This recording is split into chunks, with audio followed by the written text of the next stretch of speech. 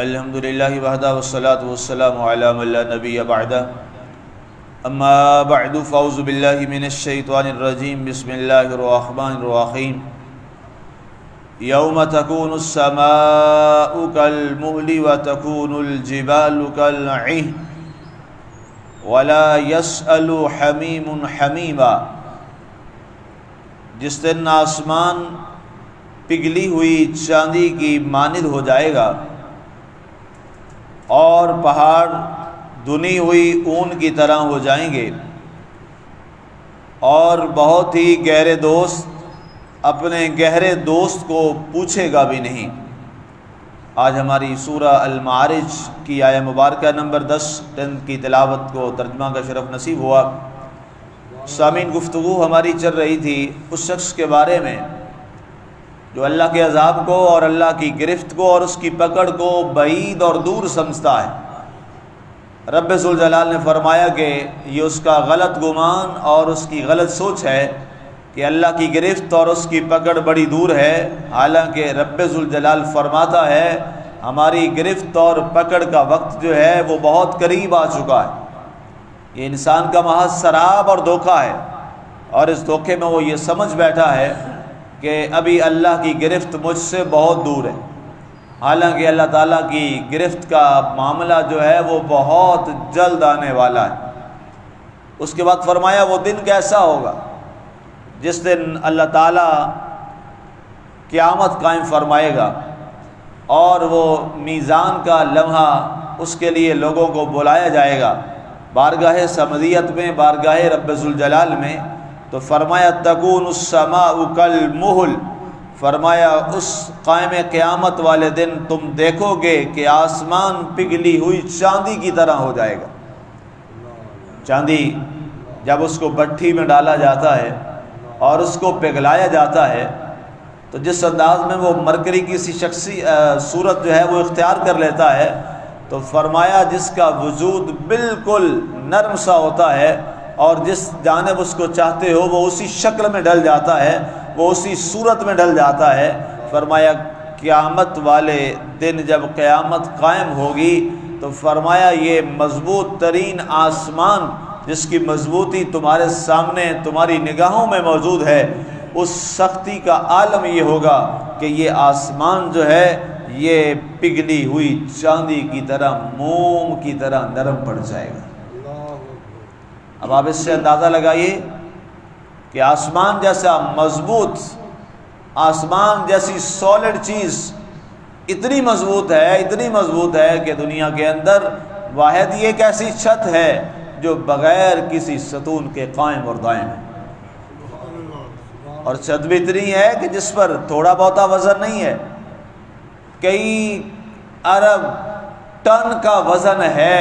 آج سائنس تحقیق کر رہی ہے ایک ایک سٹار پر، ایک ایک پلینٹ پر، ایک ستارے اور ایک سیارے کا وزن جو ہے وہ آج سائنس ہمارے سامنے رکھ رہی ہے۔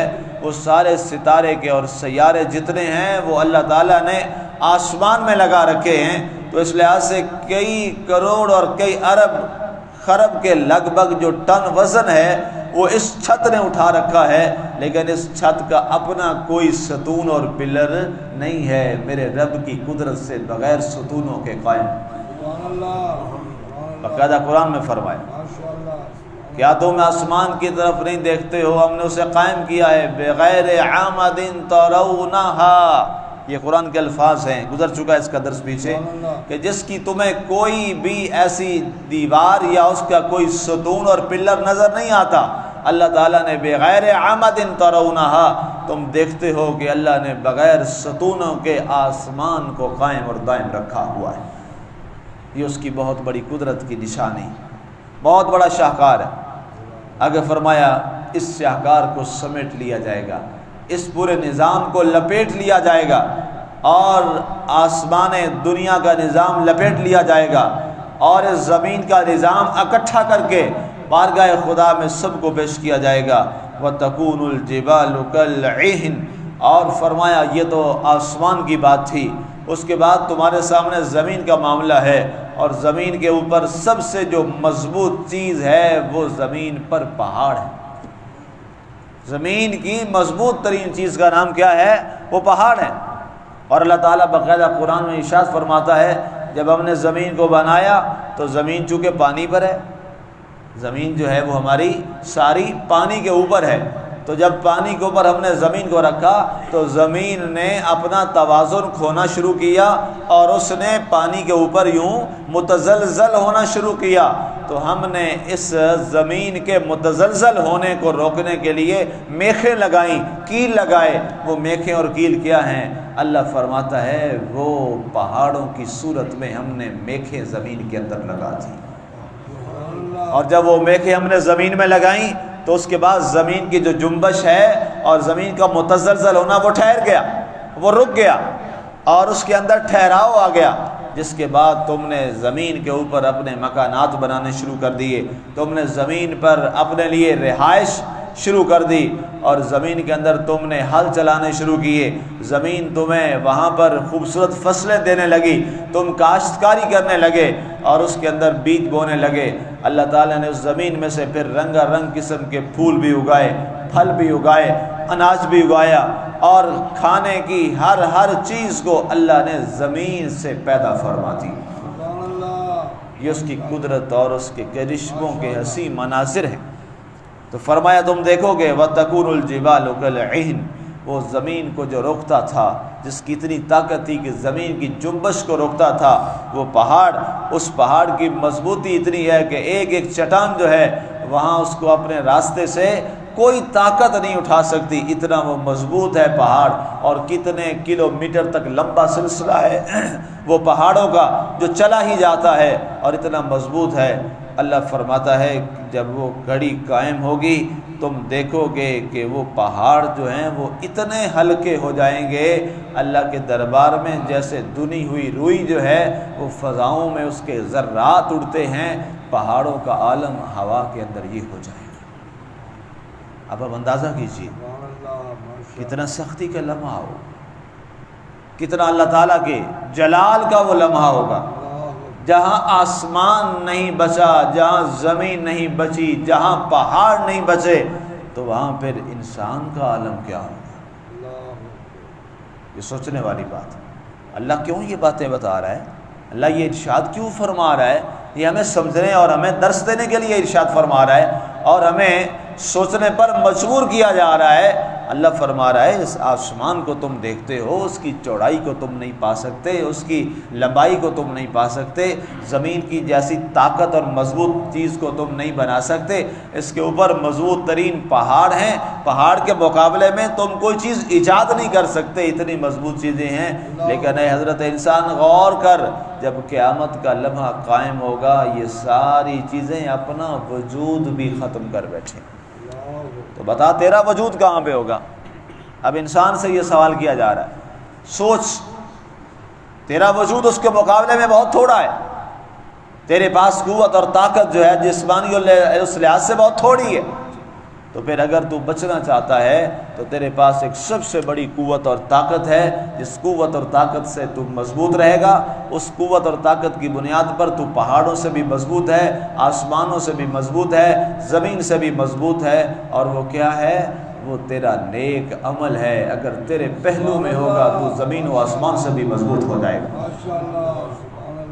اس لیے مسلمانوں، اگر اپنے آپ کو مضبوط دیکھنا چاہتے، اگر اپنے آپ کو زمین و آسمان سے بھی زیادہ مضبوط دیکھنا چاہتے ہو، آج مضبوط وہ نہیں ہے جس کے پاس بڑے جناب گارڈ ہوں، وہ نہیں ہے جس کے پاس بڑی دولت ہو، مضبوط وہ نہیں ہے جس کے پاس بڑی فوج اور اس کے سپاہی ہو، نہیں، مضبوط وہ ہے جس کے پاس عمل سب سے مضبوط ہے۔ سبحان اللہ، ماشاءاللہ۔ وہ دنیا میں بھی مضبوط، وہ حشر میں بھی مضبوط۔ جب پہاڑ دھنی ہوئی روئی بن جائیں گے اور آسمان پگھلی ہوئی چاندی بن جائے گا، اس وقت بھی یہ پگھلے گا نہیں، اس کا وجود باقی رہے گا، یہ اللہ کے عرش کے سائے میں ہوگا، کیونکہ اس کے پاس نیک عمل اس کے دائیں ہاتھ میں موجود ہے۔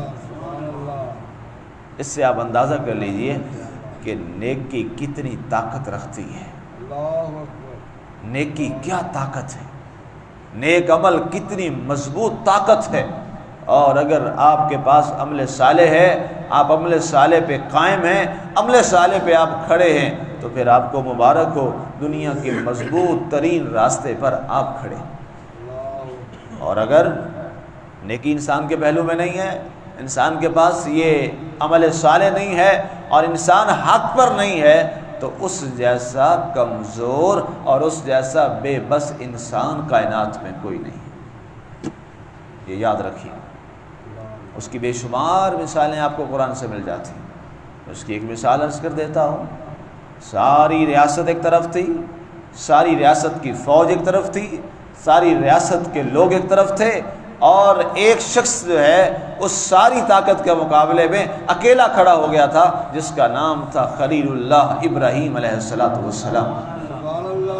بتائیے مشینری طاقت کی، ریاست کی، وہ قابو اور مضبوط رہی یا اس کے مقابلے میں نیک عمل والا انسان خلیل اللہ مضبوط رہا؟ خلیل اللہ مضبوط رہے، اور اس کے سامنے آگ جیسی مضبوط چیز جو ہے اس کے آگے بھی وہ پگھل نہیں سکا، اور آگ بھی اسے جلا نہیں سکی، آگ بھی اسے پگھلا نہیں سکی، اس لیے کہ اس کے پاس ایک بڑی سالڈ اور مضبوط چیز تھی۔ وہ کیا تھا؟ اس کے پاس حق تھا، اس کے پاس نیک عمل تھا۔